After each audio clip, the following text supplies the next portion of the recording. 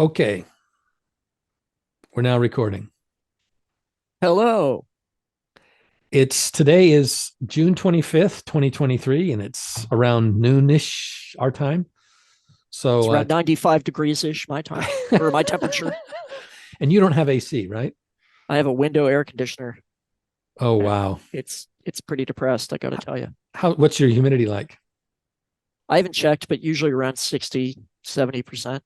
Wow. So it's kind of muggy. It's Yeah. Yeah. wow. But I peel myself out of bed in the morning, like separating two wet tortillas. Right, maybe right. maybe that was a little too graphically visual there. Yeah. Well, I'm in Utah, which is a desert. So we have heat, but we don't have humidity. So it's just a super, super dry heat. And we've had an unseasonably wet June so far Yeah. and cool. So I'm not experiencing what you're going through. But let's dive in today. Let's talk about Skinwalker Ranch. Yeah. We're off the ranch. We can talk about anything we want. Specifically, Skinwalker Ranch is a good start for us. Yep. So I wanted to start by talking about Beyond Skinwalker Ranch, the new series.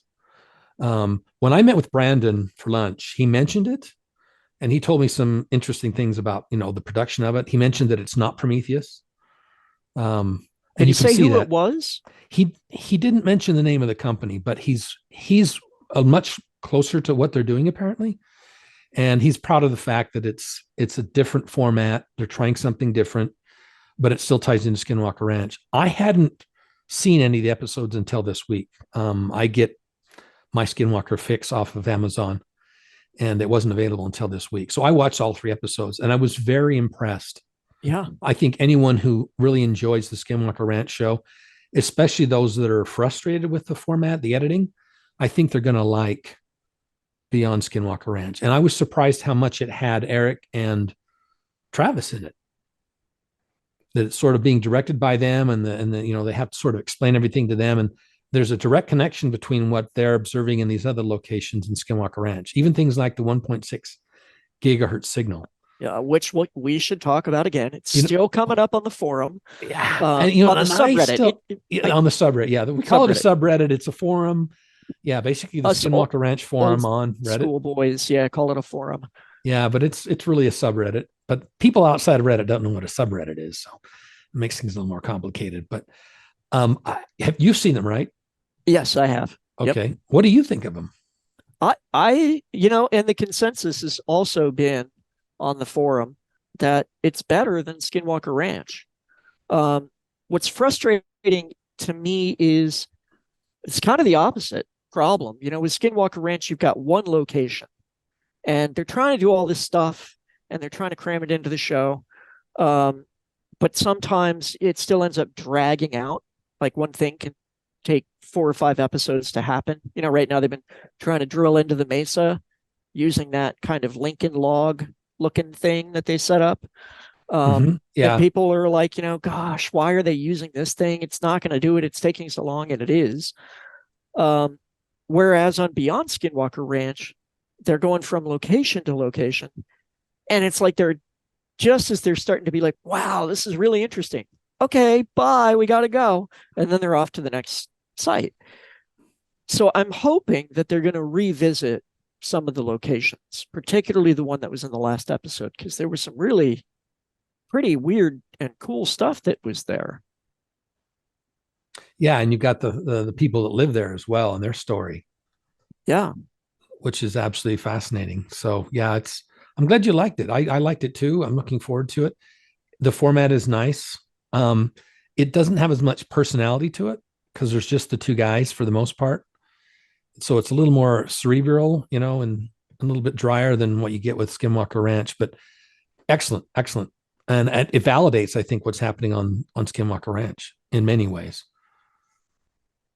I need to look up that guy, Bustamante, who's on that show.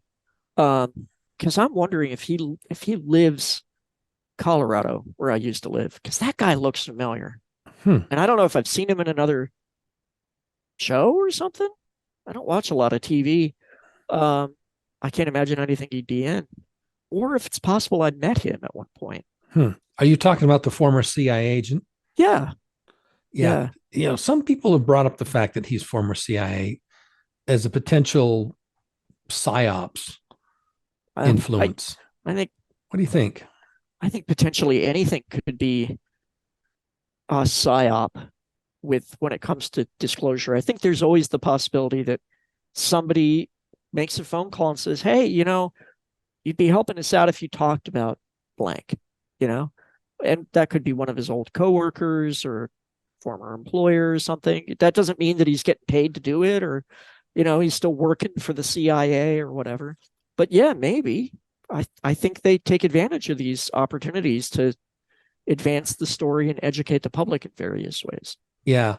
I get that sense from Travis Taylor in The Secret of Skinwalker Ranch. Not that he's directly being directed to do something, but if you watch the show, quite often when they have a new experiment or something, he's the first one to pop off and say, "Well, this is what it is," right?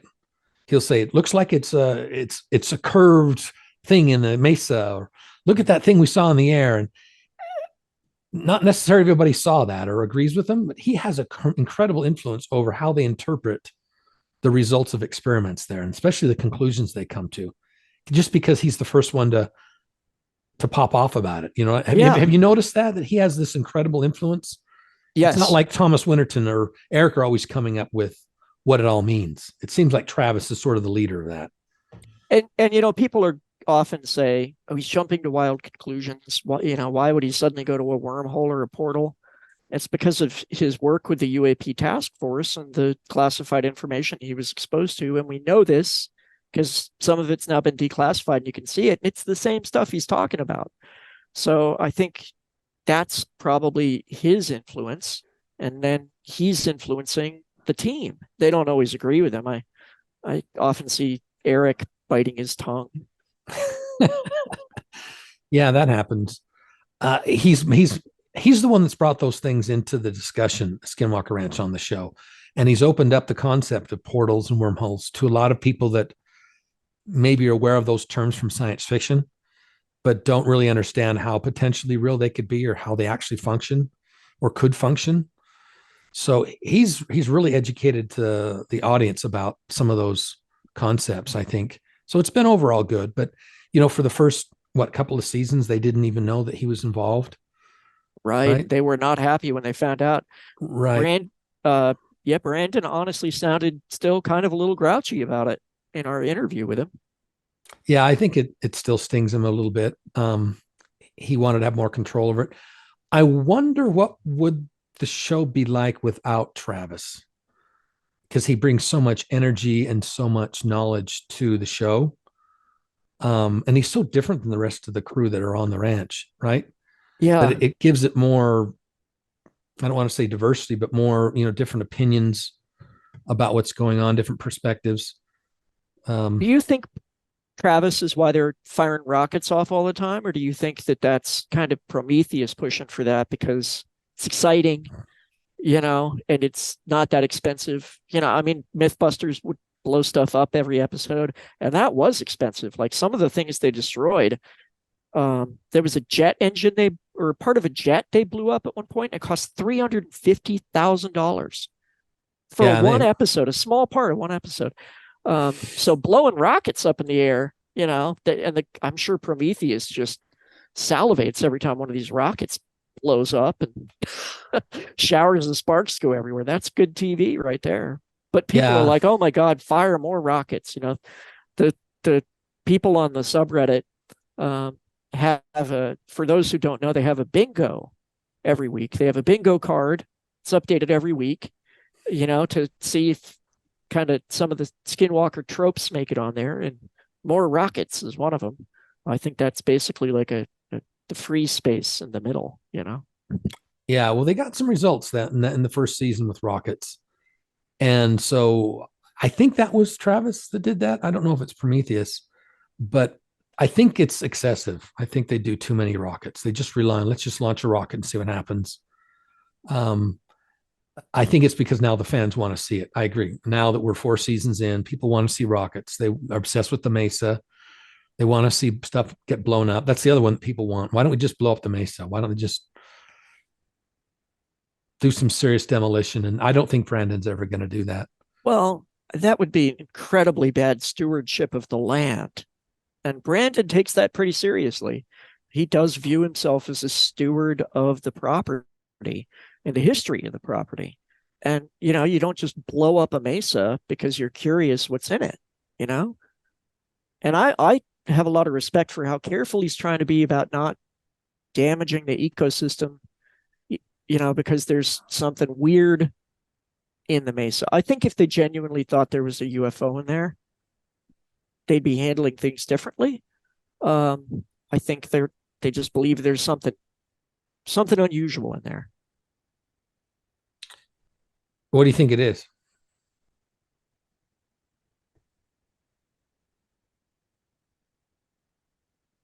Metamaterial, let's put it that way. I don't think it's an intact UFO, but I think they're going to find some sort of weird anomalous material inside the mesa. And, if it's been there for long enough to be inside a mesa, it could be just completely destroyed. We'd have no way of knowing what it originally was. Maybe it was a UFO at one point, 2 million years ago.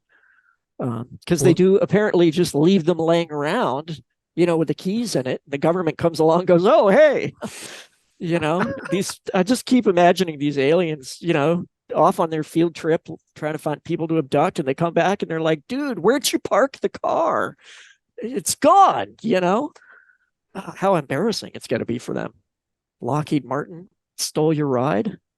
Oh yeah. Well, I mean, it's, today's June 25th, 2023, and people are talking about like intact craft as well, which doesn't make sense to me. It was a gift if it's intact, right? Because they should have picked it up.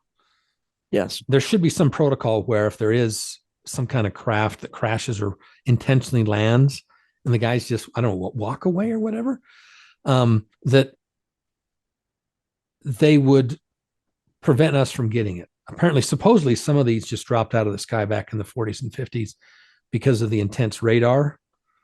That's one of the theories, that we used to use, right? Yep. But even then, it seems like they could still go and pick it up or something. That the whole craft thing still seems, for me, it's still over the top. And so to say it's in the mesa is like, I really struggle because there really is no sign of any excavation or anything being buried or crashed for a long, there's a layer of sandstone at the top of that mesa that's untouched. So like you said, if it's something there, it's been there a long time. A long time. Yeah. But I mean, they have removed material from the mesa that is definitely anomalous. It's not a natural feature. It contains minerals that aren't in the area. Some of them are, bonded together in ways that indicate manufacture. They don't know what it is. It doesn't necessarily have to be, extraterrestrial or even connected to non-human intelligence at this point. But what is it? Why is it in the mesa? So, I'm hoping they're just going to do more than just pull out little flakes of stuff. But how do you get to it without, really tearing up that hillside? Yeah. And it would be expensive to do so. Yeah. And Brandon's not he's not made of money. He has money, but he's not, he's not Elon Musk. Well, as he explained to me at lunch, and then he explained on our interview with him, this is a hobby for him, and he really doesn't have any mechanism in place, believe it or not, that gets him money from Skinwalker Ranch. As he explained to us in the interview, the money he gets from the History Channel goes directly to charity. It doesn't go in his pocket and then gets transferred. It gets sent directly to someone that does the charity work. So he doesn't make any money there. The branding that he owns, Skinwalker and Skinwalker Ranch, he's just trying to preserve the branding and not get it muddled. It's not a profit stream for him. He's only done a couple of small little licensing deals. The Insiders Group pays for itself. That's not self-funded. That was an investment that he made, and now it self-funds. And that's pretty much it. So what he told me was it's a money pit for him. He spent millions and millions of dollars upgrading the infrastructure. He's got the people on the staff that's on there, the team and the salaries. and he spends a lot of money on the equipment, right? But he's not getting it back. So for him to spend what? How much would it be? $500,000, $1 million digging a big hole trying to get what's in the mesa? Um, you know, he's got to have some kind of a budget in his mind of how much he wants to spend on Skinwalker Yeah. Ranch every year. And again, if he wants to be a steward of it afterwards, he'd have to try and restore it back to the way it was, or at least not so it looks like it was just, torn apart like a abandoned mining operation or something. And let's also acknowledge that Brandon said he believes that there is non-human intelligence at the ranch that's malevolent. It's possible that's affecting his decision-making process. He says he's not had any sort of hitchhiker phenomenon himself, but he did say he's seen some pretty crazy stuff, and that his wife has experienced some things. Well, if you genuinely think you're dealing with a malevolent entity that can seemingly do whatever it wants, maybe you don't tear apart the mesa that it lives in or whatever. It's attached to the landscape in some way. It seems to be. Yeah, it does. It does seem to be, at least in the area, right? It doesn't stay within the fence line of Skinwalker Ranch. I understand that actually the higher number of Skinwalker sightings is actually up in the mountains. It's like on the other side of the Uinta Basin from where they're at on Native American land. So, and people see Skinwalkers all over the Uinta Basin. It's not like it's just isolated to that part of the ranch. But I wanted to touch on something you said earlier about what Brandon agreed to. He and Eric both agreed that we're dealing with a non-human intelligence, right? Yeah. And I know people in the past, John Alexander, he said the same thing.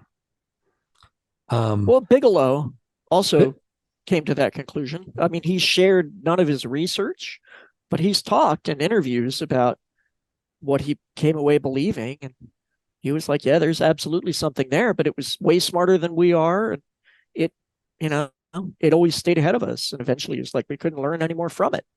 So he sold it to Brandon.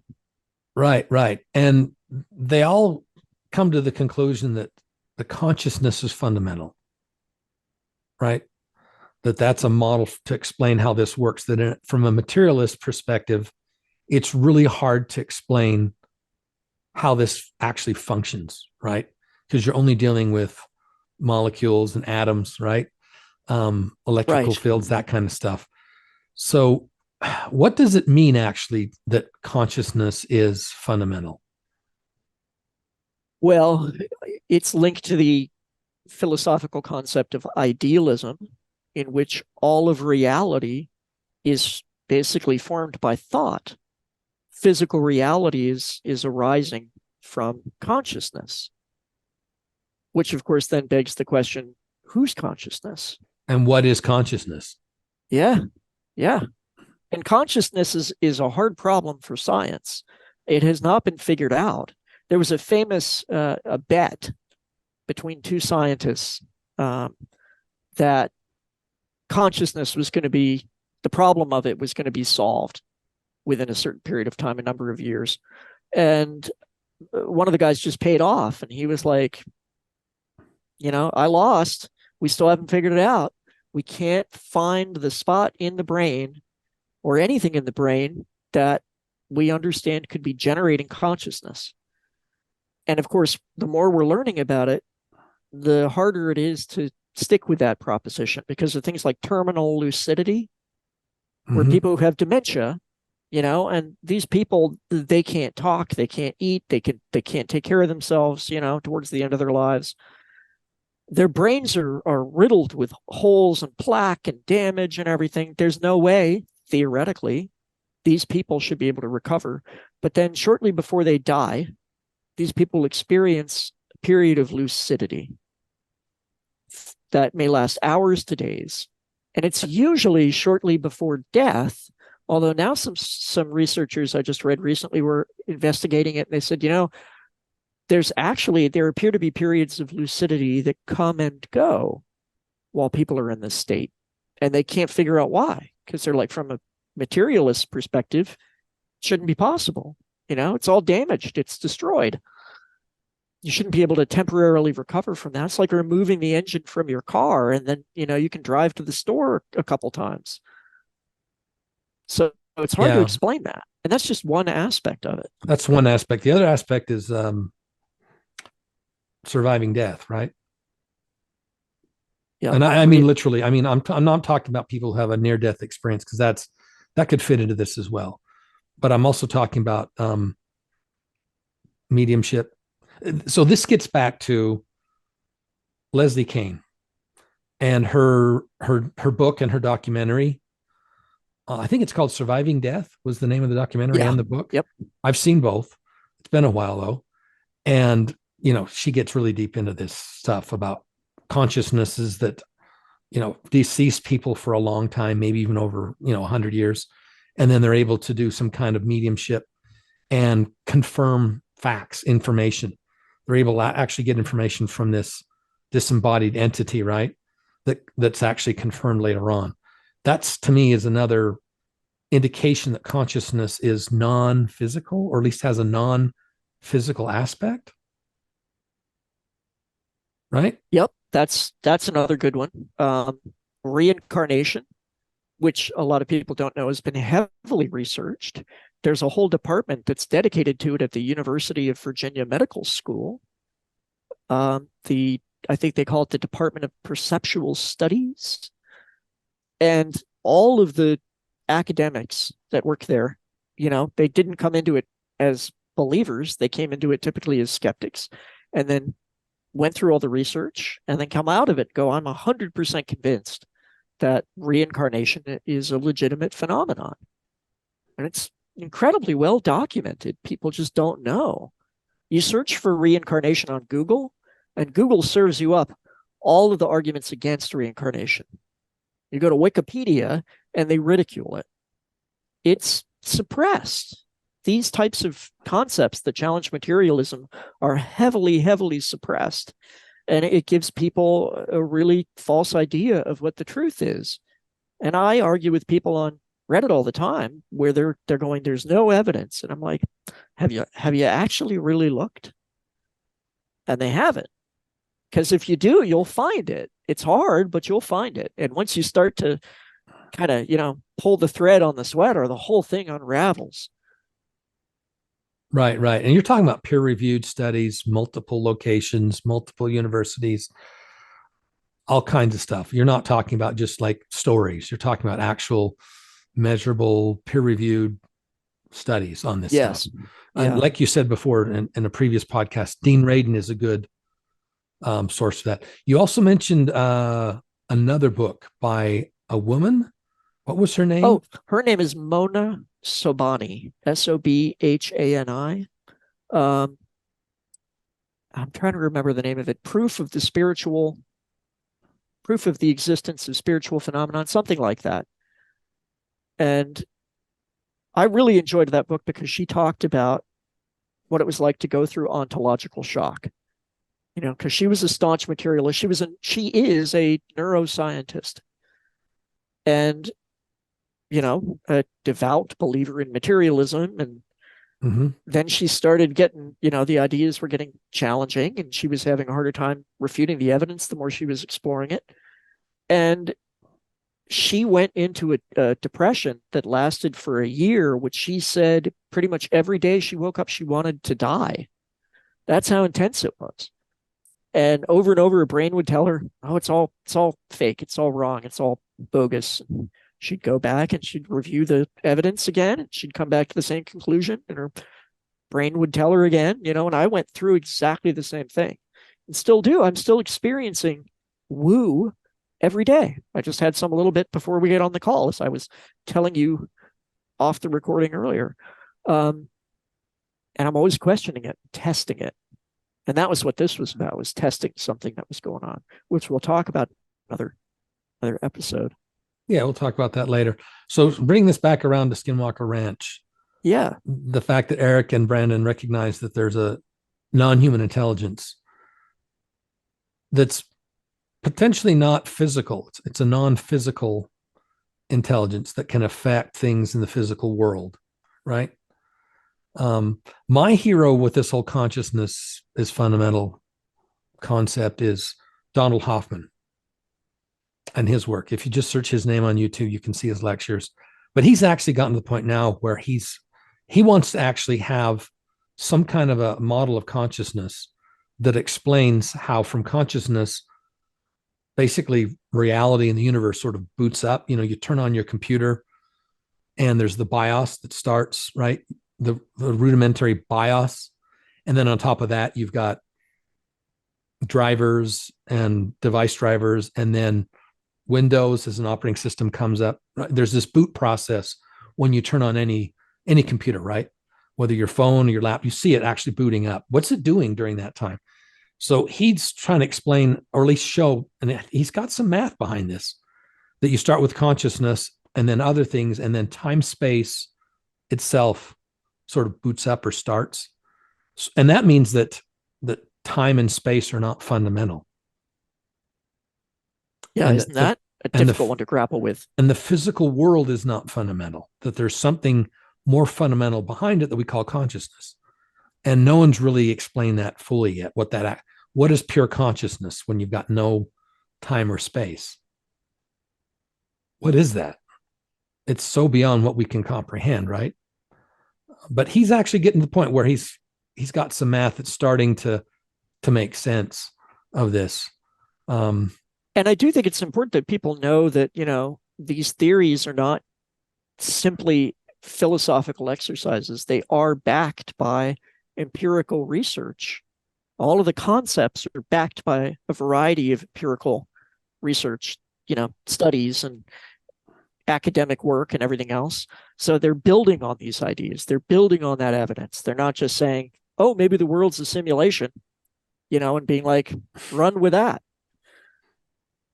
But maybe it is, and that's kind of what he's talking about, right? Because he really does use that analogy of it being like a graphic user interface. Yeah, he uses the computer analogy. Yeah. The things in the physical world are symbolic representations of other actual things. Right. That's the way we are perceiving it, because that was evolutionarily what was more advantageous for survival. Right. We don't perceive the truth at all about reality. We perceive what we need to in order to survive as a species. And basically, every species has, their library of perception that they can actually perceive. Right. We can't see certain colors, hear certain sounds. Other animals can. Even our perception of time is different. Other species, other animals, they perceive time slower, faster than us. So we're basically sharing this common space, but we're not seeing the truth. None of us are. No species actually sees the reality behind it, which is interesting, especially when we go back to Skinwalker Ranch, because in addition to having this non-corporal, non-human intelligence, it also doesn't make it easy to figure out what is going on.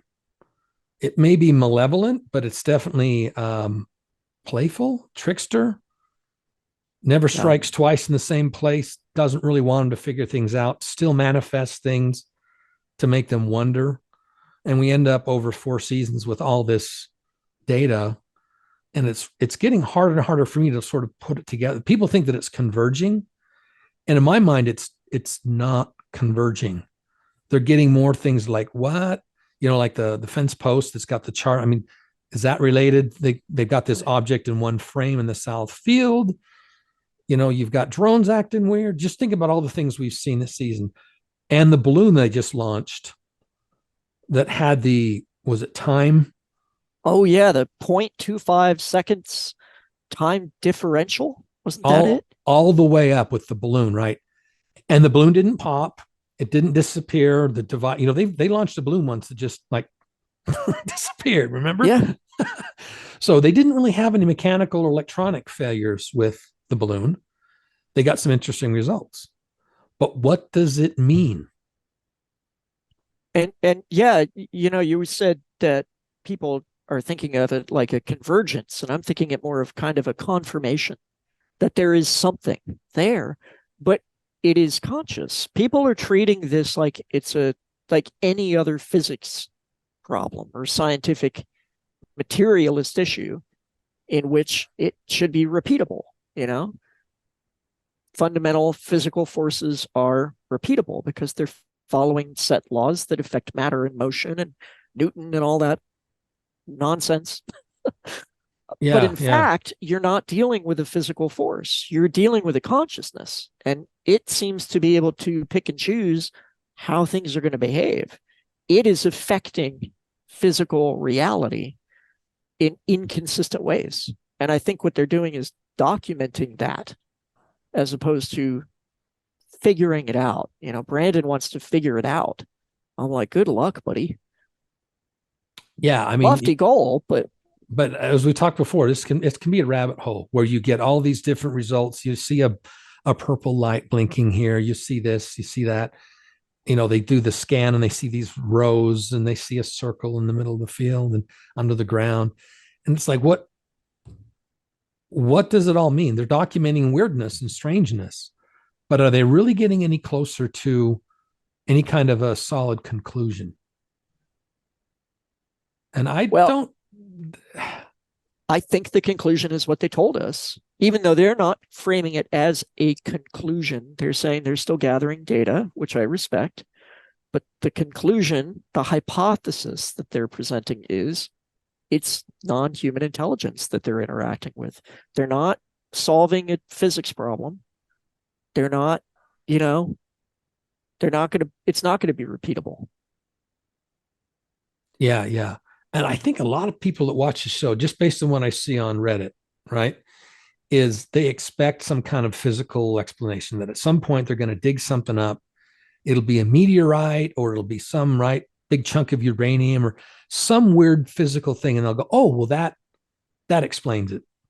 Somehow this object, this physical thing is able to modify people's perceptions. It's all been just some kind of a psychedelic trip, right? For everybody on the ranch because of this physical object, right? That's got some kind of magnetic properties or radioactive properties or something like that. And they're going to go, oh, well, that's what it was the whole time. Okay, we can just pack up and leave. It's just a normal, we dug it up. It's just a normal ranch now. Yeah. They really believe that. We're going to blow something up in the mesa. They're going to find an object that's going to explain everything.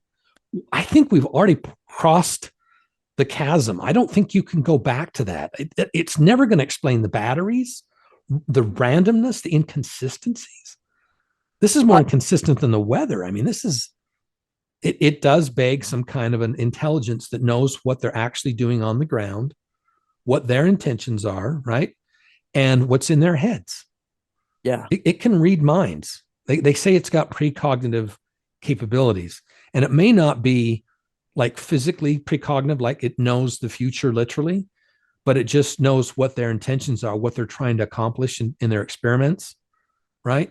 So it knows their future plans, and it's just ticking with them. Yeah. No, I agree. The evidence, I think, is supportive of that conjecture. I see people proposing these things, and I think of them as like the underwear gnomes from South Park, where they were stealing, these little gnomes were stealing underwear. And when they had to explain why, it was like, steal underwear, blank, profit, and there was this missing step in the middle. And they were like, we just got to figure that out. And, it's like, okay, well, so let's say they uncover a uranium mine on the ranch. They're not going to, but let's say they did. People are like, oh, well, the uranium, that explains it. It's like, that's not how this works. You gotta physically explain how uranium would cause this. It's not going to do that. Like now, if what was happening was everybody on the ranch was getting diarrhea and their hair was falling out, sure, that could be uranium. Rockets exploding in the air for no reason, that doesn't make any sense. Somebody proposed this week that what happened with the telescopes in season 3, episode 4, scoped out, was bit flip. Now, bit flip, you probably know what bit flip is. Oh yeah. You're a tech guy. Yep.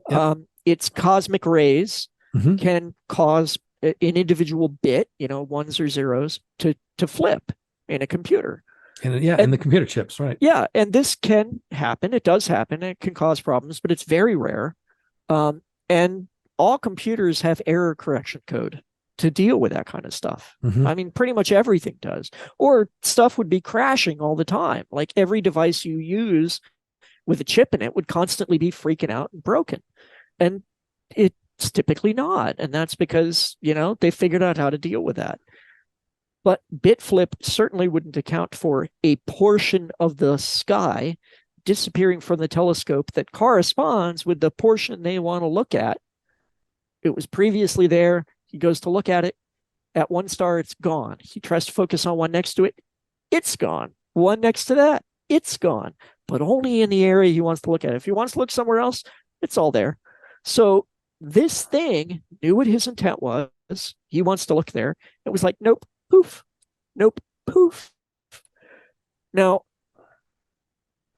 how do you explain not just what they want to do, but interfering with the equipment? How do you explain that? Like, right. What is required to do that? In an intelligent way. Because that's not random. It's not random. It is 100% not random. There's no way. Statistically, the odds are it's impossible for that to be random. Now, if it's possible that the stars were organized in the sky in clusters or quadrants or something within that database, and that portion of the database got corrupted, maybe, right? That could happen, but it wouldn't do it one at a time then. And also, again, it's how many quadrants are there in the sky? And it happens to be just that one. Oh, and it was there just before they tried the experiment. Oh, and this is a consistent pattern too, is the experiments fail in weird ways when they try and study the phenomenon. And that's the biggest piece of evidence they've got, is these random failures that correlate with investigation. Right. Correlate, but not causation. Because I don't know what's causing it. They're documenting the correlation. Right. The other part of this is the hitchhiker effect. How do you explain that? Yeah. Well, you can't in a rational way. You can say it's a social contagion, right? But it also can happen to people that don't physically go near the ranch or anyone that's on the ranch. It doesn't seem to be physical. It seems to be something that opens up in your mind if you focus on the ranch, obsess on the ranch in a certain way. Some people it's just reading a book. Other people it's watching the live stream, or some people just binge watching the show. It's the way they think about it when they watch it, I think, that does that. It's a very small percentage. It's like less than 1%. I think, this is not a major phenomenon, but it does happen to people. It's a real thing that, it's been reported by people, and call it a social contagion. But it plays into this. And the purpose behind that it's still unexplained. That still doesn't make sense. It's a black box as well.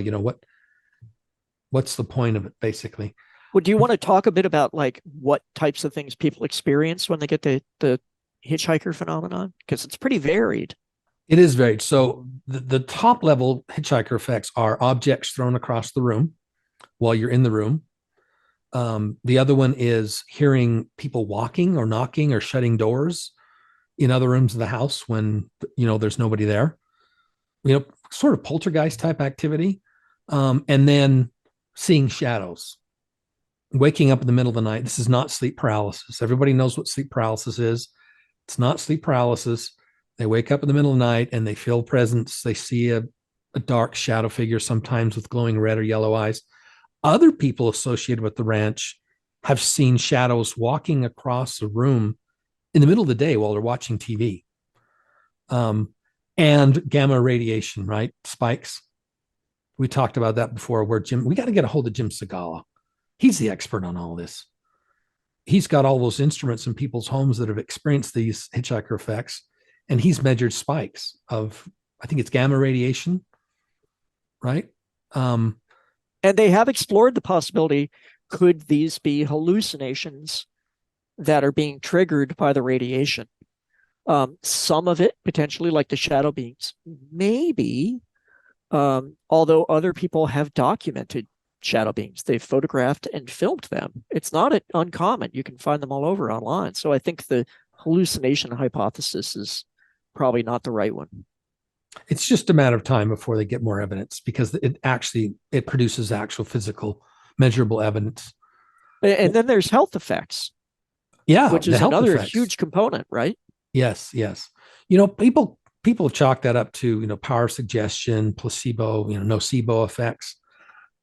I don't know, but I do find it very telling that in the Uinta Basin, where Jim Segal has got a lot of these measurement devices set up in people's homes, it's not on the Skinwalker Ranch. It's not necessarily near Skinwalker Ranch, but it still is a hot spot for the effect. He's got other sensors around the country, but I think the majority of them are in the Uinta Basin, and it's happening all over in the Uinta Basin. So I think the other thing that plays into this is the local culture.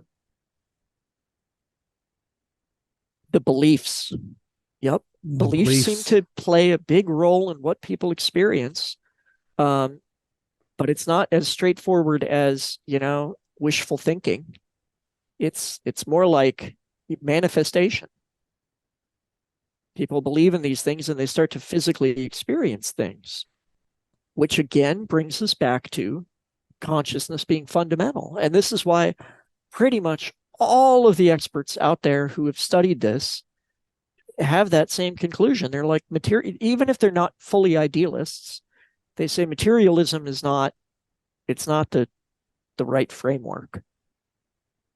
We got to switch to a different scientific paradigm. And this is people like Jacques Vallée, Gary Nolan, Kit Green, potentially Eric Bard. We didn't get to ask him that. It's on my list. I'm still trying to get Eric. We've communicated and we're trying to get another interview. He's just, I think, so busy. God, I could continue to go on, and people unrelated to the phenomenon. Donald Hoffman is another example. I mean, more and more, if you go to opensciences.org, there's a manifesto that scientists have signed, people who are going, we need to stop hampering ourselves with materialism. It's impeding our ability to move forward in a scientific way with these more difficult to explain phenomenon. And they're going, the evidence is there. We need to try and understand it as opposed to just ridiculing it. Yeah. The problem I have with that is on the other side of this equation, if you really let go of materialism, you open the door to all kinds of bullshit. There is, when you talk about woo and the paranormal, we don't really acknowledge this as much as I think we should. There's so much fraud. There's so much bullshit. There's so many lies. As soon as you cross that chasm over to the paranormal, there's all kinds of fraud and bullshit. And so we still haven't figured out the rules of how do you filter that out once you've crossed the chasm and you accept that woo is at some level real. How do you not just lose yourself in every story, every theory? I mean, you're a moderator on the experiencers group. There's a lot of stuff that comes into that group from people that can't be real, right? And I don't want to go into any specifics, but it can't. Will you admit there's a lot of bullshit on the woo side of the house? There is a tremendous amount of bullshit on that side. There's also self-deception. There are a lot of people who believe things that aren't correct. And I blame that on the fact that we don't have a good understanding of what we're dealing with. Like, you experience some of this phenomenon. If you experience some of this phenomenon, enough of it that you go, oh my God, this is real.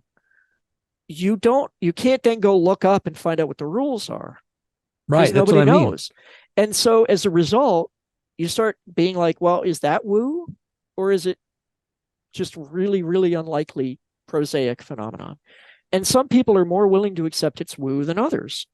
And a lot of the stuff that, everybody's scale of what is bullshit is different. Stuff that used to be on my bullshit meter, I'm now like, I've experienced that. Like, I know it's real now, but at the same time, I know some of what I think is real is not. I know that. Yeah, I can't sort it all out right now. Can you trust your own perceptions? Not when it comes to this. You can't. And, on the experiencer subreddit, yeah, I mean, it's unfortunate. There are people who post bullshit. I think the majority of it, though, is people who believe what they're posting. Because there's not a lot of reward in, you don't get gratification from posting to a subreddit for attention when everybody else is experiencing the same stuff or weirder stuff. They're just not going to give you attention like that. You know, like you got that supposed whistleblower that went on 4chan and he Right. was like, here's how UFOs work and everything, which, by the way, I think was bullshit. A lot of it.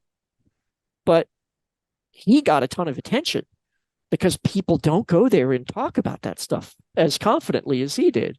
Right. But they do on the Experiencer subreddit. You know, people are just like, yeah, that's cool. That happened to me too, you know? So, you know, and we leave that stuff up there because we can't sort out as moderators what's real and what isn't, you know, because we all have been through the process of being like, I thought it was all bullshit, but I was wrong. And so we're just kind of like, you know what? We don't have to sort it out. That's not the purpose of the subreddit. It's just a safe space for people to talk about the weird stuff. And we just say, look, just let people wonder and talk about it. It doesn't hurt anything. We still have people get very, very angry. Like we're holding back science or something like that. Like, no, the scientists are doing a good job of that, actually. Yeah, and they're trying to stay on the same page, whereas a lot of people are trying to get off the page. And something like Skinwalker Ranch, you start watching it and you don't want to believe it. You want to understand it, but you can't. But then at some point you start saying, what if this is actually like real? What if woo is real? It just feels like a dangerous, slippery slope. Once you, like I said, once you cross that and decide, yeah, woo is real, then how do you know what's not woo? How do you know it's not? It seems like you're vulnerable to deception. Well, you are, but everybody is. I mean, everybody believes things that are just false. Matter of fact, if you subscribe to Donald Hoffman's theory of conscious realism, pretty much everything you believe is false. It's not true. It's not real. But it doesn't matter. And what It's I tell functional. people on this is when it comes to the woo, don't subscribe to any one theory on it. You say, yeah, some of it's real. We don't know what it is. We don't know what the rules are. And therefore, you shouldn't be saying, oh, this explains it, whether it's the law of one, allies of humanity, prison planet, whatever you want to call it. The all Pleiadians, of these different, the Pleiadians, the Pleiadians, yeah. the Andromedans, Yep. Zeta Reticulans. the Zeta Reticuli, the baby eating shape-shifting lizards. Now, some of these things may be true to our understanding of them, but we don't know. And so if you don't subscribe to a belief system and don't use it to make fundamentally important life decisions, right, that's the key. Then it doesn't matter. But if you're like, I'm going to sell all my stuff and go live in this, live with these people who were waiting for the aliens to come and pick us up, and if they don't, or then maybe we'll all drink some cyanide, which has happened on an unfortunate number of occasions. Don't do that. You'll be fine. Doesn't matter then. You also can't tell all your friends because they'll ridicule you. No, you can't. That's the unfortunate thing is, we're just can't talk about it. Yeah. I've lost some friendships along the way. So have I. I've lost some friendships as well. Not intentionally, not because I wanted to freak anybody out. Some of the stuff's pretty benign. Just telling people, hey, yeah, I watched Skinwalker Ranch. And they're like, that's total bullshit. And you start having the conversation that gets a little weird pretty fast because you start talking about evidence and okay, let's think through this. Actually, the facts that you have are not actually facts. Here's the truth, right? Here's the facts.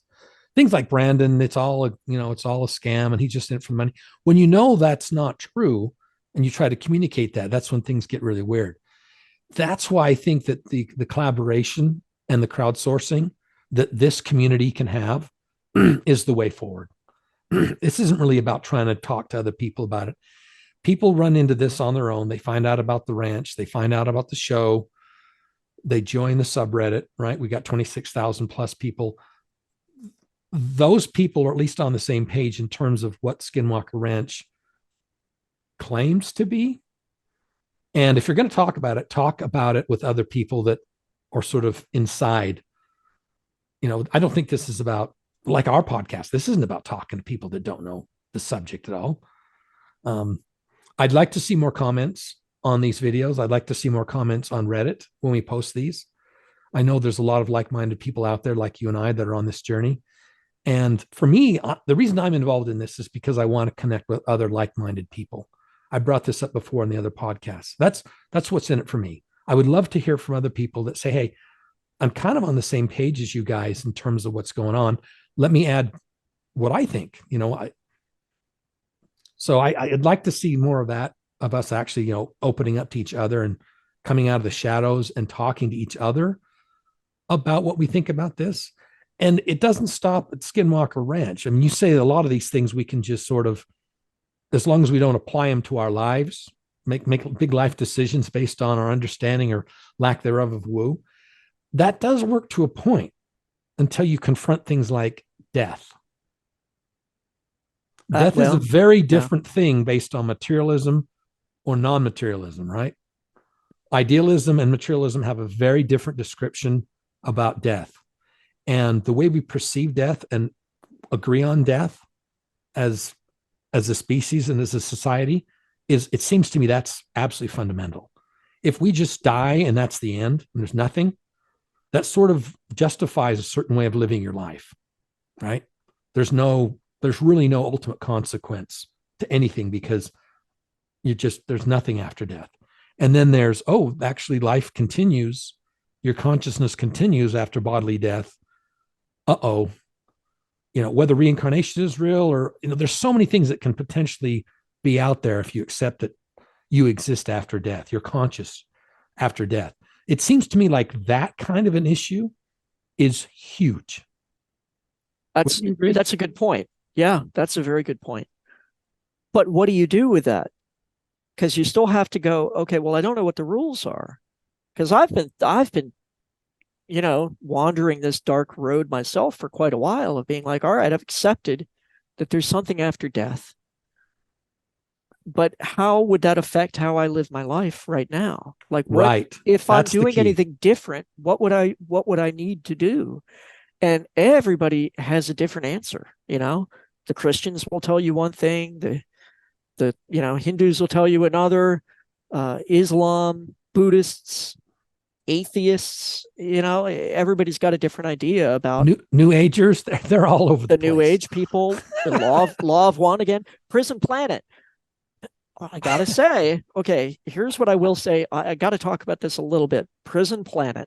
The whole thing about the prison planet theory, for people who don't know, I'm not going to go into all the detail on it, but what they tell you is when you die, there's a light, but if you go into it, you're going to be reincarnated on Earth and you're going to have to do all this suffering and horrible stuff all over again because, it's a prison planet.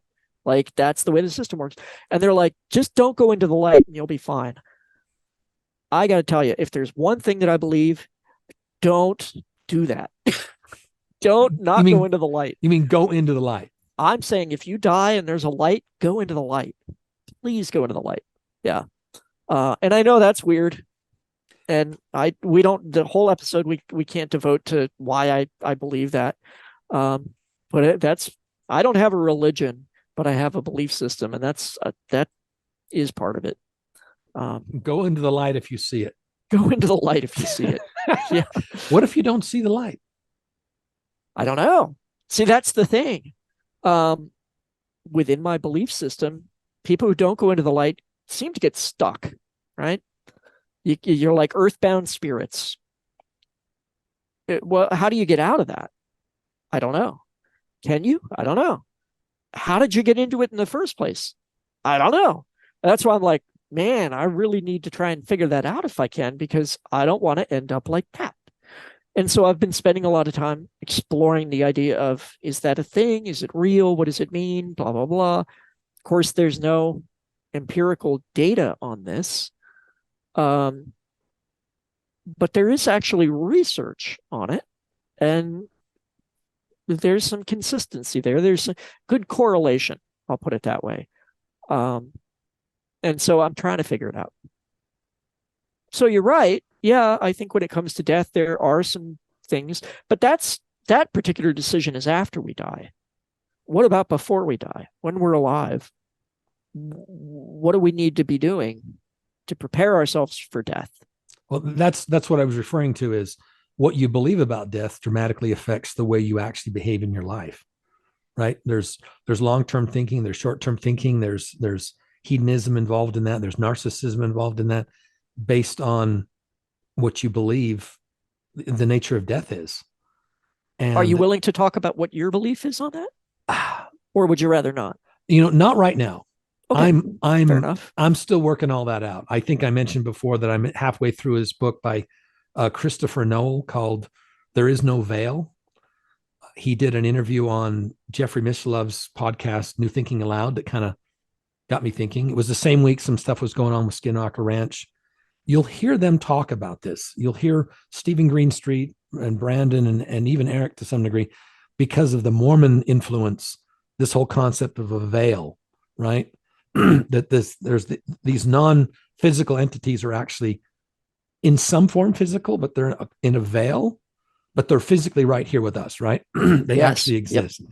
And they have some form of material, whether dark matter, whatever, I don't know. But this whole concept of a veil comes from some religions, but it also plays into some physics as well. So I got about halfway through that book and it gets really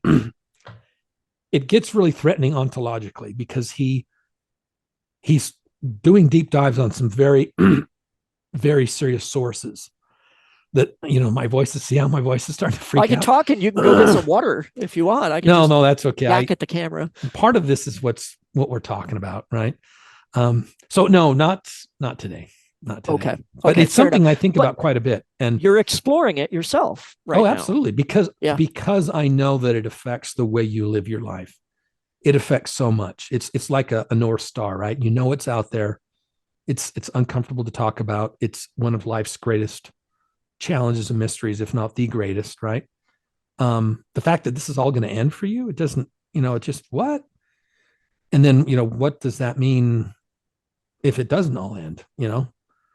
I'm still trying to figure that out, but I wanted to bring that up, that I think that's really core to a lot of people's struggles with a lot of this stuff. Yeah, it is. It goes back to a fear of death, or too much mystery. It's much easier just to be in a religion that tells you this is exactly what happens, or be an atheist and this is exactly what doesn't happen, right? There's this wonderful certainty that you can get in these different worldviews. And I can't cling to any of them right now. Well, and I don't think we should. Like, that's the problem I have with all of these systems, is that they're laying out the rules based on a scarcity of data. Even atheism, which tells people there is nothing. They're giving them a system and they're saying it's based on a lack of evidence. Well, the truth is there is evidence. It's confusing, but it's there. So, buying into that is also a matter of faith as much as buying into Christianity. Honestly, I think there's more evidence for life after death than maybe there is for God, certainly. Unless you're like, well, fundamentally, okay, we're talking about consciousness being fundamental. Consciousness had to create the universe, right? What was that consciousness? Could it be God? We've talked about this. Yeah. The other thing that's a component of my belief system that I'm still trying to sort out is there is evidence indicating that your beliefs about death may affect what you experience after death. The same way your beliefs may experience what happens to you while you're alive. I think what you're meaning. So I think what you're saying is, if you're Christian, you see Jesus, right? You're basically saying that you sort of play out and experience. It seems to some degree Right. What I've read with near-death experiences, and they're all over the place, Yeah. is this is going to be weird for some people who haven't read any of this stuff yet, but they learn that like organized religions aren't the answer, aren't the ultimate truth. So even though someone may see Jesus, they're told, hey, God loves everybody, right? I mean, it doesn't really affirm everything about a dogmatic religion when you die. Right. But people who are Christian have a higher likelihood of meeting a Christ consciousness in a near death experience than an atheist. But atheists also sometimes experience that. But people can also encounter Hindu deities. I do seem to remember when I did a search on the NDERF, NDERF.org website, the Near Death Experience something research foundation, that's it, website, that some people said they met a Buddha figure during their Right. NDE. Now, of course, an NDE is not death because you come back. We don't know what if that's analogous to death. Is that genuinely what death is like? It's hard to say. It seems like there's some connection there. Yeah, yeah. Anyone that really wants to start down this path and understand a little bit better, if they've got a feeling inside that they want to learn more, I would start with Leslie Kane's documentary on Netflix, Surviving Death. I'd watch that documentary first. That's a great introduction. It's very grounded in science and facts, and then read her book. And then from there, you can pretty much go anywhere. You can read just about anything and sort of understand it. And that's my challenge with Christopher Noel in his book, There Is No Veil. He has multi-page descriptions given by supposed spirits to mediums over like 100 years, different people writing, they basically transcribed what they said. He's got writings from Native Americans going back to the 1700s that died and had an NDE. I've never read any of this stuff, and it's very detailed and it's incredibly consistent. So a Native American in the 1700s that explains, a death experience. Of course, it's an NDE because they came back, right? But then there's also spirits that supposedly talk to mediums. Those people are dead, right? And we're talking about soldiers that identify where their grave is in an unmarked cemetery, right, in France.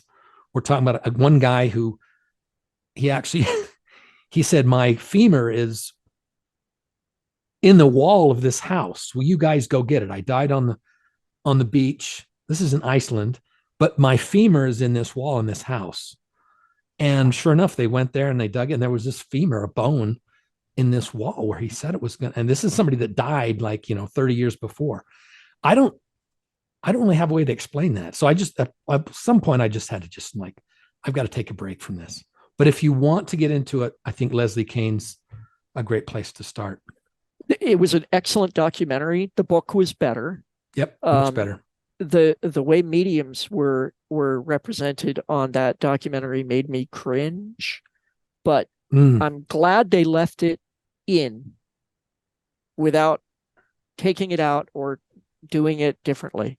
Because in my opinion, the woman that they showed there was not. She was, I think, demonstrating the reality, which is that even though mediumship may be a legitimate phenomenon, it's not a consistent phenomenon. None of this is.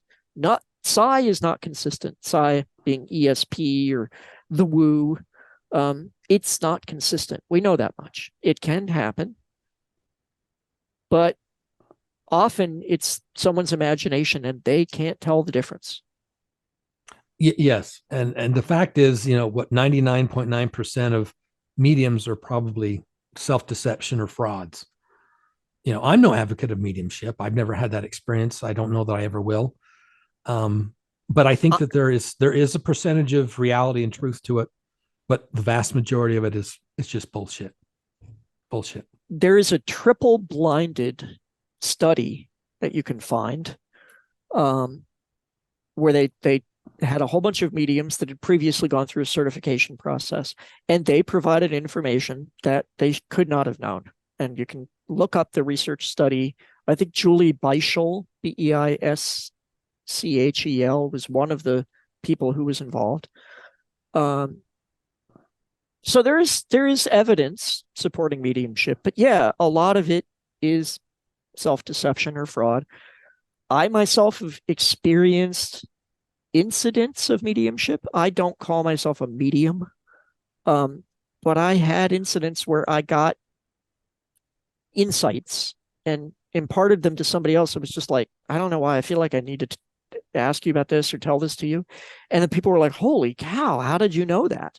And that's happened over a dozen times. And some of this stuff's pretty unlikely for me to just randomly come up with. And you weren't seeking that out. You weren't doing anything to. No, as a matter of fact, develop that. When I tried to do it, I got worse results than when it just sort of spontaneously came to me. Sometimes I could get it, but I've also done remote viewing successfully. And I'm like, this could just be remote viewing for all I know. And that's one of the things, even the researchers who study mediumship, they're like, look, this could be explained by psi. This could just be like the person who claimed they were a medium may have been remote viewing that there was a femur in that wall. How they would have known to look there in the first place, we don't know. But I think the balance of all the evidence indicates that mediumship is another legitimate psi phenomenon. It's not as common, apparently, but even if it only happens once, they're talking to a spirit. That's it. It's like if there's a single accurate, genuine mediumship account, then there is a spirit on the other end of that. Now, is that spirit a human consciousness? Because if so, there's your life after death. You just need the one. It's all you need. You only need one. Yeah, that's right.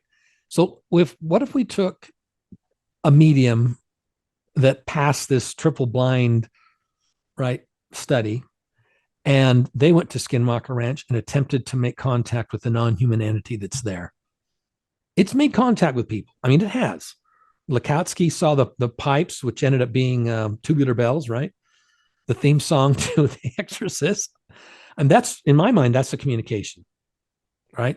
A pretty funny one. A pretty funny one. Yes, yeah. Yes. Good sense of humor. Well, and that kicked off the whole OSAP, ATIP, all of that came from that one experience on Skinwalker Ranch. It's amazing. It's almost like that entity set it up, right? That way.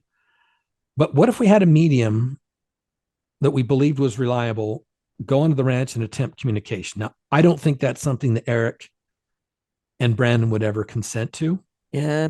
Because it's regardless of the results, they couldn't stand behind it, right? I mean, it's like, it's non-scientific, but the results would still seem to be telling.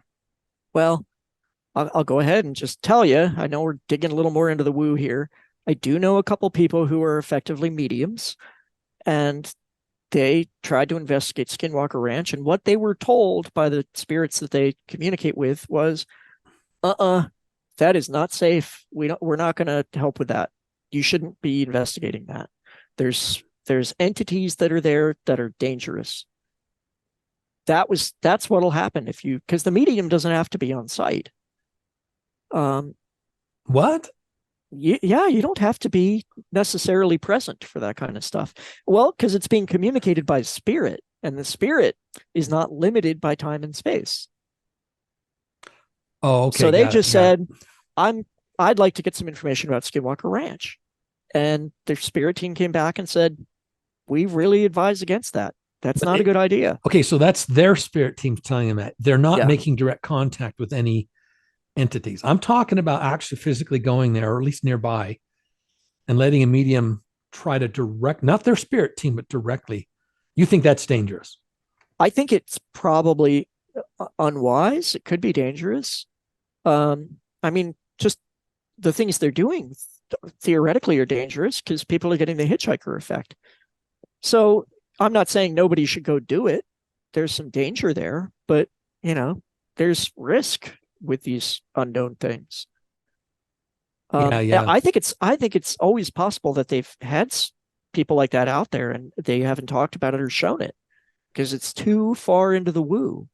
I mean, Eric was like, my wife made me promise not to really talk about this stuff too much because I gotta have a job as a scientist when this is done. Yeah, and Travis Taylor, he's been hit by a lot of woo. He hates woo. But at the same time, he's the one that's saying some Native American came and touched him on the cheek. And he used the word stigmata to describe it. So, Yeah, Travis, you had a stigmata experience on the ranch. Of course, they never mentioned it on the show. right. But, and that was the same night that they had the rabbi on the ranch and they did he did his prayer to open up a portal, right? Yeah, It was it that showed night. that. Yeah, it showed that. But then that night he had that experience. They didn't mention it. But that is 100% woo. Or self-deception. Maybe he scratched his face and didn't remember. I mean, this is it's the problem with all of it is you can debunk it if you want. You can always try and come up with an alternative explanation, um, and tell yourself it's more probable. It's a fair assumption. We don't have good evidence or data. We don't know how often these things happen. For all we know, every time somebody gets a random thought, it's a spirit whispering it into your head. Like we don't know. But right now we say the odds of that are zero. Like Mick West, whenever he does a list, he always puts aliens at the very bottom of it. That's not based on data because we don't have data on that. That's based on bias, just putting it at the very bottom. Some people put it at the very top. You see a light in the sky, you're like, that's a freaking alien spaceship. I'm try and stay in the middle. I'm like, it could be. Prove it. Like if the light goes zipping off at 4,000 miles an hour, I'm more inclined to believe it's a UFO. Yeah, yeah. Are UFOs woo? There are woo components to UFOs. So there was a guy by the name of Dr. Eric Walker. I think he was the former president of university. He was part of the Defense Analysis Institute or something, which was like the top think tank for the government, for the intelligence communities. He was apparently on the inside program with UFOs. Grant Cameron was interviewing this guy, and they were asking him all these questions about, MJ-12 and the UFOs and how they operate and bodies and da-da-da. And this guy stopped the conversation and he went, what do you know about your sixth sense abilities? And they were like, what are you talking about? And he's like, unless you know how to use your sixth sense abilities, you're not going to be able to get into the program. In other words, the intelligence community has this private group of people who are investigating UFOs. But one of the prerequisites to be a part of it is you have to not only believe in psi, you have to know how to use your innate psi abilities. Now, why would that be a requirement? Ben Rich from Skunkworks said similar things. Somebody asked him how do UFOs work, and he said, well, how does ESP work? That was his response. And the guy said, well, because everything in the universe is connected. He went, there you go. What does that mean? So yeah, there is absolutely a woo component to UFOs. And Jacques Vallée has proposed that UFOs are a physical manifestation of consciousness, that they may be thought into existence. And that's why they just abandon them. They don't care. It's like a paper airplane to them. They just pop this thing into existence and if they lose it, oh well, maybe it evaporates. I mean, this is one of the things that's frequently talked about is material from UFOs that's collected evaporates. It sublimates. They have to put it in oil to keep it from evaporating. This is metal we're talking about. Yeah, there's so much woo associated with the UFO phenomenon. And it's one of the reasons why I keep telling people, look, you got to, if you want to know about UFOs, really understand them, you got to be willing to let go of your preconceptions about the nature of reality and just kind of go, well, what does the data say? What is the evidence? What are the experts saying? And they're pretty universal on some of this stuff. And Yeah. Psi is absolutely a part of it. Gary Nolan just recently said the woo is right around the corner. And the context was we don't want to scare the bejesus out of people, but the woo is right around the corner. Well, yeah, we talked about this before. The great disclosure we think is going to happen this summer because of what we've heard from a lot of other people.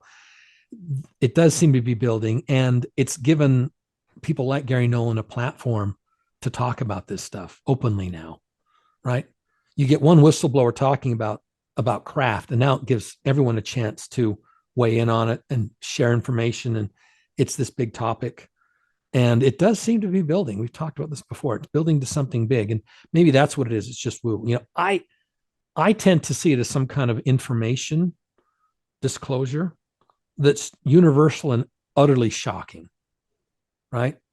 Yeah. Because I think that something that happens like with this craft is it really going to break out of the UFO community to the point where your average person. I've tried to talk to a couple of people about the whistleblower because it was in the news. I just check with people. Hey, you check the news. Have you heard about this guy? And they're like, no, I don't. They don't know. They don't know what I'm even talking about, even though it's been on CNN and Fox. All these news outlets. It really hasn't gotten out there yet. And I think disclosure is going to be some kind of a universal. Like everybody's going to know something they don't know right now. That's shocking. Yeah. Well, the story's still being suppressed. Like younger people don't watch the news. Right. They get everything from social media. TikTok. And these stories are actively being suppressed on Reddit. Like if you post anything about UFO disclosure on news, world news, space, any of those subreddits, they'll not only remove the post, but they'll, in many cases, they're banning people's accounts, just banned from the community. Just for trying to post something just for about trying to post something about it and linking to 60 Minutes or the New York Times or whatever. It is taboo. We're not supposed to know. So to get that into the public's perception it's gonna require something huge. That's what I mean. It'll have to break through all of those barriers. Yeah. I agree. But maybe it is just around craft. Maybe that's all it takes. Or some kind of, alien bodies, and we see photographs and we see we're gonna have to an autopsy. There. We see an alien autopsy, right? And we know it's legit. That's a different world than we live in today. Fundamentally a different world. If we all really accept it for the most part. What they need to do is drag one of these UFOs out of Lockheed Martin's basement, take it to Roswell, right? We'll set up a stand at the side of the road with little stairs. You can go up there and they'll give you a sledgehammer. You pay $5 and you can go try and dent the UFO, For some people, that's what it's going to take before they're willing to believe that UFOs are real. They're going to have a hands-on experience themselves with it. Because everything else they read, they're going to be like, it's a lie. It's a government conspiracy. It's Project Bluebeam. It's the military trying to get funding by saying that we've got to go to war with the malevolent aliens. Right. To the point where they have to physically touch the craft. They have to physically see it with their own eyes and touch it, because we've got people out there that they've testified that they've seen these craft, and yet they're totally pseudo-skeptic debunkers. I'm thinking about Stephen Greenstreet and Mick West. Both of them have seen something, and now it's all bullshit. So yeah, someone like Stephen Greenstreet is going to have to physically touch it, right? Yeah, I don't know if he's on the level, honestly. I don't trust him. You don't think he's being sincere? I don't know. I think his because I investigated his history again recently, and his narrative on this changed so abruptly. And the moment it changed, it's like his entire life became about debunking UFOs and discrediting the phenomenon. It's all he tweets about. It's all he talks about. It's the only articles he publishes and videos he does. It's his life right now.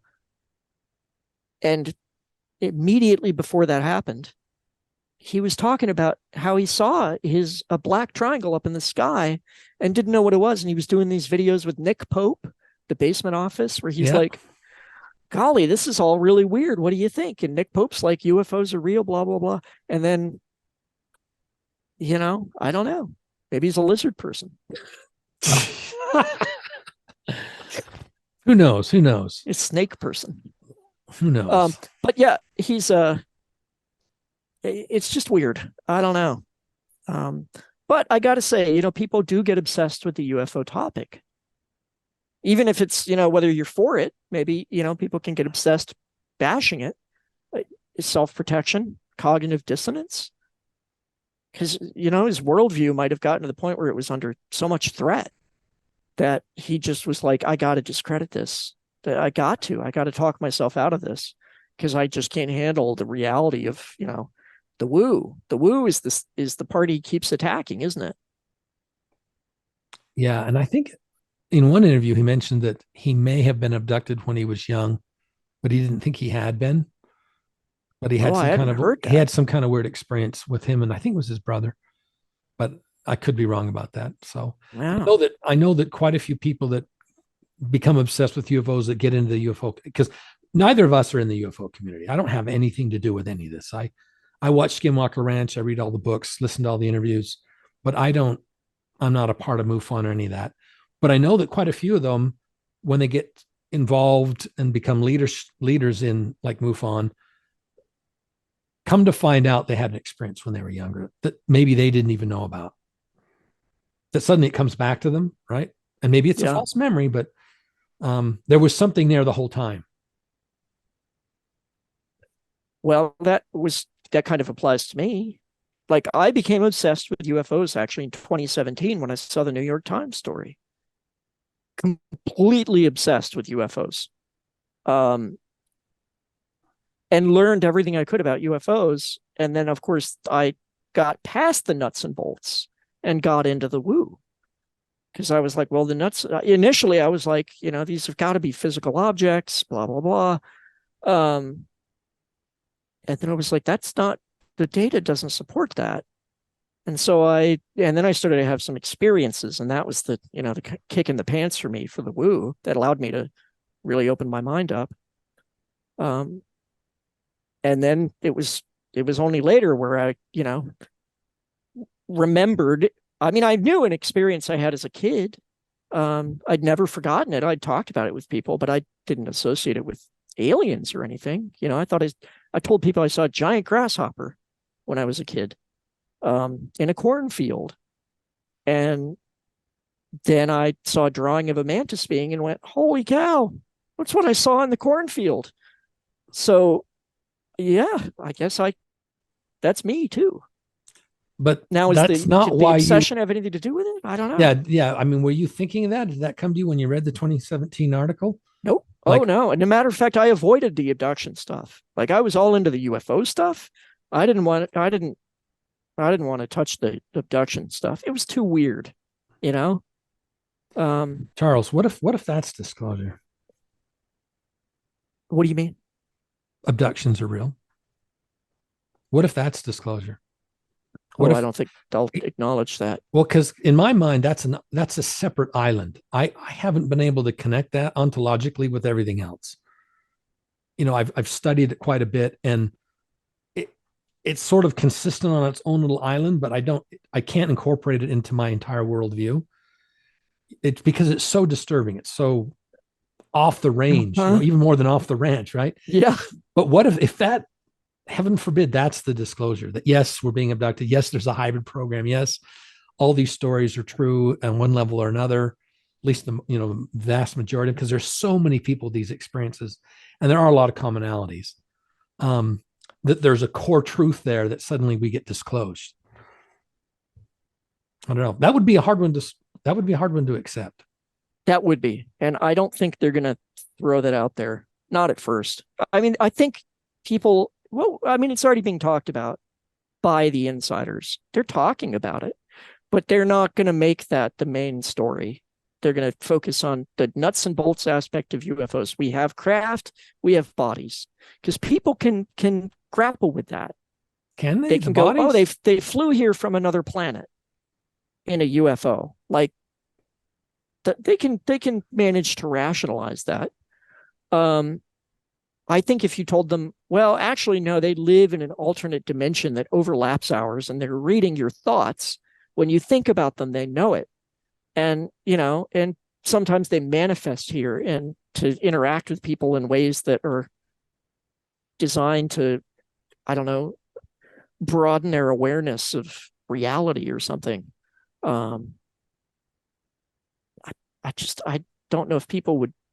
I don't think people can handle that. Most people. Well, especially if the answer is there's nothing you can do about it. Well, yeah. There's nothing the government can do about it. There's nothing the government, we can't stop it. We can't prevent it. We can't totally explain it. But yeah, it's real, people. Deal with it. That is exactly what was told to Jim Semivan. So for people who don't know, Jim Semivan, former director at the CIA, had a contact experience. He saw a being with his wife. They both saw it. He described it, said it looked like the Michelin Man. This weird, bumpy, bubbly being. And he went to his supervisor and he was like, I had this experience and I'm freaking out. And his supervisor was like, just so you know, yeah, it happens. We know about it. It's real. We don't know what it is. We can't do anything about it. You're welcome to get some therapy if you feel you need it. That was what they told him. They didn't shun him. They weren't like, man, your security clearance is going to get pulled, because they will. Like, if you've got a psychological issue, they'll yank your security clearance without a question. And so if he goes to a supervisor and tells them, man, I think I saw an alien in my living room, if they don't pull his security clearance, that says something right there. Yeah, it does, doesn't it? Yeah. Man, it's a lot to process. All of this is, we talked about disclosure and aliens and near-death experiences and the woo. We keep talking about the woo. And I do think that, we need to start doing deep dives on aspects of this. Yeah. Yeah. To help people understand, what is mediumship? What is remote viewing? What is, near-death experience? Right. Yeah. We need to get some interviews on here too. And we're working on that. Yeah. We're working so on people that. know we've got some in the can. But we're trying to release these things in a understandable fashion, I guess. Yeah. Well, we're well over an hour into this. I think we're an hour and 20 minutes into this, something like that.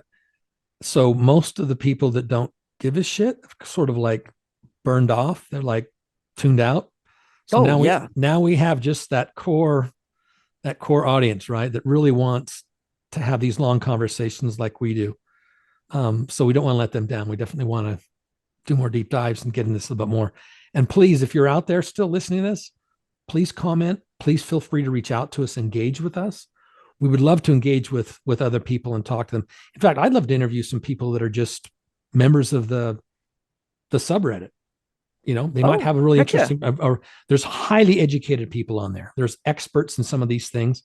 I'd love to do a deep dive in some of these things. For example, we could do an hour and a half on 1.6 gigahertz, couldn't we? We could and should. Because there's so much behind it, and there's so much bullshit. Yeah. And it seems so big now, especially when they've measured it off the ranch.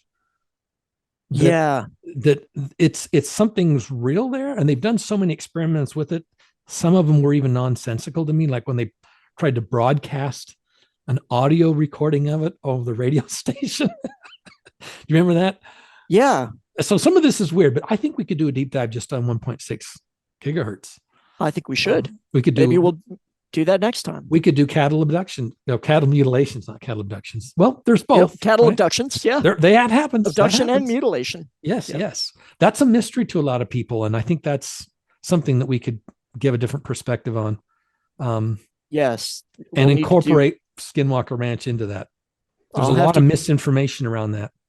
Yeah, but there is good data out there, and I'll have to have some advance warning so I can dig some of that up, because there's some really fascinating stuff going on with cattle mutilation. Yes, there is. There is. And I think this ties into the phenomenon as well. It has to, right? It's not something that's separate from it. No, but why? Yeah. Um, and if people have ideas for things that they want us to talk about, tell us. Like if there's a particular subject you want to see us cover, let us know. Yeah, absolutely. We can deep dive in what you're interested in. We can get on guests that you're interested in and really make this part of the discourse of what happens on the Reddit, the subreddit, I should say. Yeah. Yeah. Yeah, we'd like it to be. I mean, we're really doing this for the people who are on the subreddit. I mean, you're our target audience, because it's us, you know? Yeah, We're fascinated in this. We engage with people and have these conversations, every day on the subreddit. And we just wanted this to be an extension of that. So we really need other people to give us feedback and engage with us on this and be involved in it. Absolutely. Yeah. The other thing I'd like to do a deep dive on, and I'm not sure if we're able to do this, I would really like to, if we can, show people what they get when they become an insider. Like show them the Discord. I think there's a lot of people that have joined the insiders group that don't really know everything that's available, that may not even be using the Discord. I go in the Discord and it's confusing. There's some things that I just don't understand. I think you've spent more time engaged in the Discord, right? I have, and I know somebody on the Discord who might actually be a good person to interview. And just sort of explain it. Yeah, talk about the insiders and what is going on there and what is available to people. Somebody asked if we could potentially get a discount for, members of the subreddit I on saw the insiders. That. Yeah, that's a good idea. I don't think we're going to be able to wrangle them down to, 50% off, but we might be able to get a perk or something, Yeah, something. So yeah, we'll see what we can do. We do read people's suggestions and we care. We just want the subreddit to be a place where the fans can really enjoy themselves and have a good time and not just be stymied by all the people who aren't quite ready for the reality of Skinwalker Ranch. Yeah, right. And all the trolls. Yeah. The feedback has been very positive so far. I really appreciate the comments we've gotten. Very encouraging, asking us to continue, make sure they stay long, reference things. It's been great. It's been great so far. So I think that's it for this week. What do you think? Is there anything else you wanted to cover or say today? No, just to let people know we are lining up interviews. We're trying to get some other people in here, good, interesting people that I think will be exciting. And so we're working on that. And, yeah, keep watching. Okay, great. And don't forget to subscribe. That way you'll get notified when we do a new video. Yeah. All right. Okay, thanks. That's it. Thanks a lot. Bye.